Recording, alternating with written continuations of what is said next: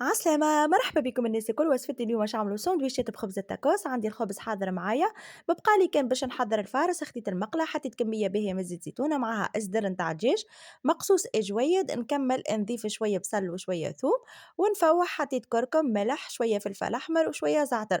نخلي الدجاج يطيب على روحه، ومن بعديك نضيف عليها شويه فلفل وطماطم مقصوصين جويدين، شويه زيتون، بطاطا مقليه. وهكا الفارس احضر معانا. ما بقى لي كان باش نعمّر الساندويشات نتاعي ونزيد عليهم شوية جبن موتزاريلا ونقفل عليهم وندخّلهم للفور على 180 درجة قرابة 20 دقيقة. هو كل شي طيب، جست ما يتبدل اللون نتاع الخبز ويذوب معانا الجبن.